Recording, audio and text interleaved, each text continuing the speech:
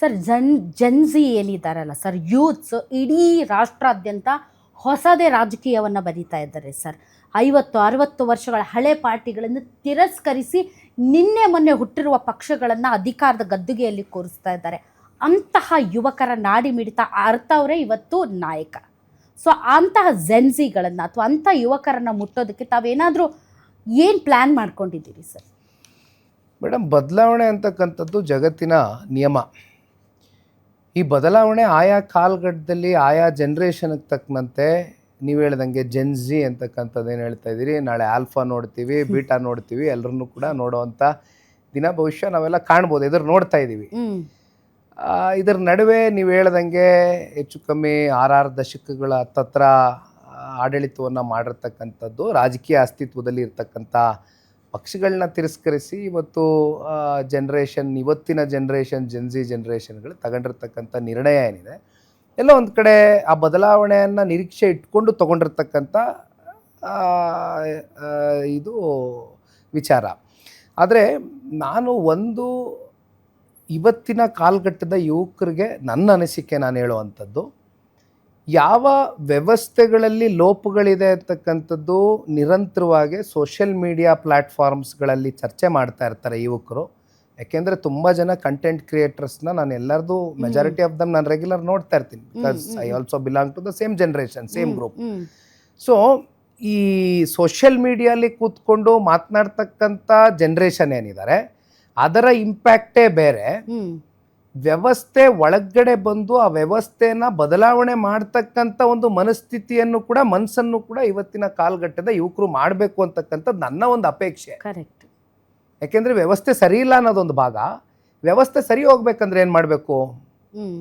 ವಿದ್ಯಾವಂತರು ಬರಬೇಕು, ಯಾವುದಾದ್ರೂ ಒಂದು ವಿಚಾರದ ಬಗ್ಗೆ ಡೀಪಾಗಿ ಅನಲೈಸ್ ಮಾಡಿ ಅದನ್ನು ಅಧ್ಯಯನವನ್ನು ಮಾಡಿ ತಾಳ್ಮೆಯನ್ನು ಬೆಳೆಸ್ಕೊಂಡು ನಾಳೆನೇ ನಾನು MP ಆಗಬೇಕು, ನಾಳೆನೇ ನಾನು MLA ಆಗಬೇಕು, ನಾಳೆನೇ ನಾನು ಏನೋ ಒಂದು ಸ್ಥಾನದ ಅಪೇಕ್ಷೆಯನ್ನು ಇಟ್ಕೊಂಡು ಬರ್ತೇನೆ ಅಂತಕ್ಕಂಥದ್ದನ್ನು ಬದಿಗಿಟ್ಟು ಇವತ್ತು ಮನೇಲಿ ಕೂತ್ಕೊಂಡು ಸೋಷಿಯಲ್ ಮೀಡಿಯಾನಲ್ಲಿ ಮಾತಾಡೋದಕ್ಕಿಂತ ಬದಲಾಗಿ ಅಂಥವರೆಲ್ಲರೂ ಕೂಡ ಹೊರಗಡೆ ಬಂದು ಸಿಸ್ಟಮ್ ಒಳಗಡೆ ಬರ್ತಕ್ಕಂಥದ್ದಕ್ಕೆ ಒಂದು ಚಳುವಳಿಯನ್ನು ಪ್ರಾರಂಭ ಮಾಡ್ತಕ್ಕಂಥದ್ದು ಸೂಕ್ತ. ಅದಕ್ಕೆ ನಿಖಿಲ್ ಕುಮಾರಸ್ವಾಮಿಯ ಸಹಕಾರ ಅವ್ರ ಜೊತೆನ ನಿರಂತರವಾಗಿ ನಿಂತ್ಕೊತೀನಿ ಅಂತ ಯುವಕರ ಜೊತೆ. ಓಕೆ, ಯೂತ್ಸ್ಗೆ JDS ಬಾಗಿಲು ಯಾವಾಗಲೂ ಓಪನ್ ಇದೆ, ಅದರಲ್ಲಿ ಯಾವುದೇ ಅನುಮಾನ ಇಲ್ಲ.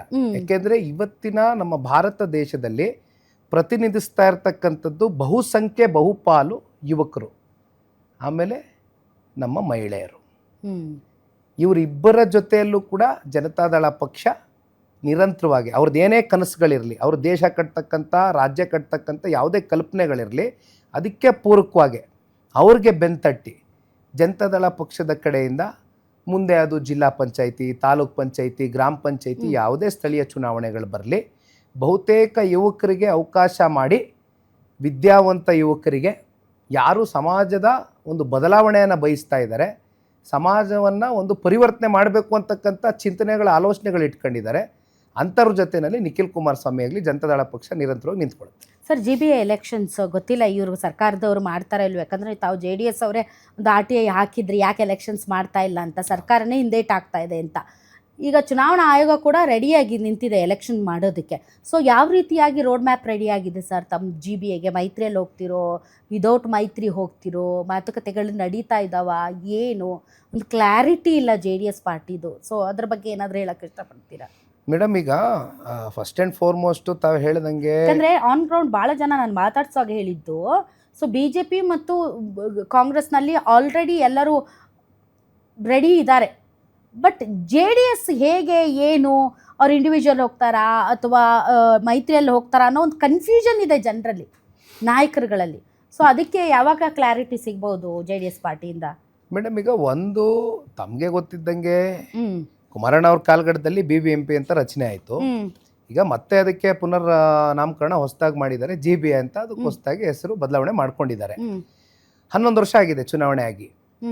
ಈಗ ಮತ್ತೆ ಯುವಕರ ಪಾಯಿಂಟ್ ನಾನು ಮಾತಾಡೋದಾದರೆ, ರಾಜಕಾರಣದ ಹಿನ್ನೆಲೆ ಇಲ್ಲದೆ ಇರತಕ್ಕಂಥ ಯುವಕರು ರಾಜಕಾರಣಕ್ಕೆ ಬರಬೇಕು ಅಂತಕ್ಕಂಥದ್ದಾದರೆ ಆಯಾ ಕಾಲಘಟ್ಟಕ್ಕೆ ಆಯಾ ಸಮಯಕ್ಕೆ ಸೂಕ್ತವಾಗಿ ಚುನಾವಣೆಗಳು ನಡೆಸಬೇಕಾಗ್ತದೆ. ಸರ್ಕಾರ ನೀವು ಹೇಳಿದ್ರಿ, ಈಗಲೂ ಕೂಡ GBA ಅಂತ ಘೋಷಣೆ ಮಾಡಾಯ್ತು, ಆದರೆ ಇಲ್ಲಿವರೆಗೂ ಚುನಾವಣೆ ಮಾಡ್ತಕ್ಕಂಥದ್ದಕ್ಕೆ ಸರ್ಕಾರಗಳು ಪೂರಕವಾಗಿ ಯಾವುದೋ ಹೆಜ್ಜೆ ಇಡ್ತಾ ಇಲ್ಲ ಅನ್ನೋದು ಅದರಲ್ಲಿ ಜನತಾದಳ ಪಕ್ಷನೂ ಕೂಡ ಕೋರ್ಟಿನ ಮೆಟ್ಲೇರಾಗಿದೆ, ಕೋರ್ಟು ಚೀಮಾರಿ ಹಾಕಾಗಿದೆ, GBA ಕಮಿಷನರು ಬಂದು ಬಹುಶಃ ಸರಿ, ನಿಮಗೆ ಯಾಕೆ ಅಷ್ಟು ಅರ್ಜೆಂಟ್? ತಾವೇನಾದ್ರೂ ಇಂಡಿವಿಜುವಲ್ ಆಗಿ ಫೈಟ್ ಮಾಡ್ತಿರೋ ಅಥವಾ ಮೈತ್ರಿಯಲ್ಲಿ ಹೋಗ್ತಿರೋ?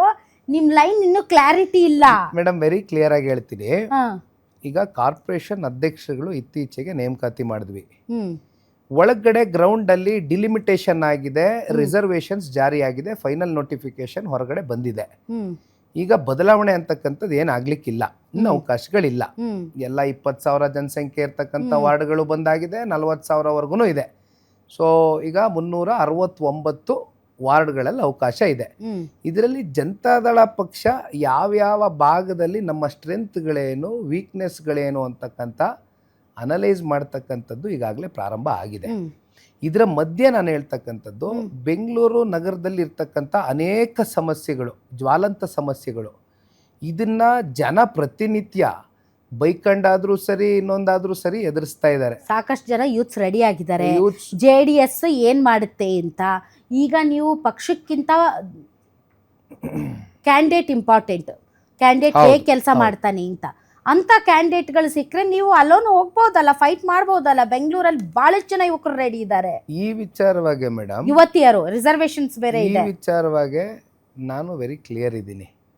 ಈಗ ಅಲಯನ್ಸ್ ಅಲ್ಲಿ ಲೋಕಸಭಾ ಚುನಾವಣೆನಲ್ಲಿ ಅಲಯನ್ಸ್ ಆಯಿತು, ಇಟ್ ಇಸ್ ಎ ಲೋಕಸಭಾ ಚುನಾವಣೆ. ಅಂದ್ರೆ ದೇಶದ ಚುನಾವಣೆ ಡೆಲ್ಲಿ ಮಟ್ಟದಲ್ಲಿ ಆಗಿದೆ. ಸ್ಥಳೀಯವಾಗಿ ಅಂತ ಬಂದಾಗ ಈಗ ಯಾವುದೇ ರಾಜಕೀಯ ಪಕ್ಷಕ್ಕಾದ್ರೂ ಸರಿ ಇದು ಕಾರ್ಯಕರ್ತರಿಗೆ ಅರ್ಪಿಸ್ಬೇಕಾಗಿರ್ತಕ್ಕಂಥ ಚುನಾವಣೆ. ನಮ್ಮನ್ನ MP MLA ಆಗಿ ಮಾಡ್ಕೊಳ್ಳೋದಕ್ಕೆ ದುಡ್ದಿರ್ತಾರೆ. ಹಾಗಿದ್ದಾಗ ಸ್ವಾಭಾವಿಕವಾಗಿ ನಮ್ಮ ಮಿತ್ರ ಪಕ್ಷದಲ್ಲೂ ಕೂಡ ಕ್ಯಾಂಡಿಡೇಟ್ಗಳ ಸುರಿಮಳೆ ಜಾಸ್ತಿ ಇರುತ್ತೆ, ಸಂಖ್ಯೆ ಜಾಸ್ತಿ ಇರುತ್ತೆ. ನಮ್ಮಲ್ಲೂ ಜಾಸ್ತಿ ಇದೆ. ನಮ್ಮಲ್ಲಿ ಜಾಸ್ತಿ ಇದೆ ಅಂದ್ರೆ ಅಟ್ಲೀಸ್ಟ್ ನಮ್ಮ ಸ್ಟ್ರೆಂತ್ಗಳೇನಿದೆ ಅದನ್ನೇ ನಾನು ಹೇಳ್ತಾರೆ, ಅದು ಅನಲೈಸ್ ಮಾಡ್ತಾ ಇದ್ದೀವಿ ಕೂತ್ಕೊಂಡು. ನಾನು ಹೋಗ್ತೀರಿ ಇಂಡಿವಿಜುವಲ್ ಆಗಿ ಹೋಗೋದಕ್ಕೆ ನಮ್ಗೆ ಯಾವುದೇ ರೀತಿ ಆತಂಕನೂ ಇಲ್ಲ, ಭಯನೂ ಇಲ್ಲ. ಕಾರಣ ಏನಂದ್ರೆ ಬೆಟ್ಟದಷ್ಟು ಸಮಸ್ಯೆಗಳು ಬೆಂಗಳೂರು ನಗರದ ಜನತೆ ಎದುರಿಸ್ತಾ ಇದ್ದಾರೆ. 28 ಕ್ಷೇತ್ರದಲ್ಲೂ ಕೂಡ ಬೀದಿಗಿಳಿದು ಹೋರಾಟ ಮಾಡ್ತೀವಿ, ಜನರ ಪರವಾಗಿ ಧ್ವನಿಗೂಡಿಸ್ತೀವಿ. ಇದಕ್ಕೆ ನಿಖಿಲ್ ಕುಮಾರಸ್ವಾಮಿ ಸಿದ್ಧ ಇದ್ದಾನೆ. ಅದ್ರ ಜೊತೆನಲ್ಲಿ ಯಾರ್ಯಾರು ಯುವಕ ಕಾರ್ಯಕರ್ತರು, ಯುವತಿಯರು, ಯುವಕರು ಅಂದ್ರೆ ಯುವತಿಯರು ಸೇರಿದಂತೆ ಯಾರ್ಯಾರ ಜೊತೆಯಲ್ಲಿ ಕೈ ಜೋಡಿಸ್ತಾರೋ ಎಲ್ಲರನ್ನು ಕಟ್ಕೊಂಡು ಚುನಾವಣೆಯನ್ನ ಮಾಡ್ತೀವಿ.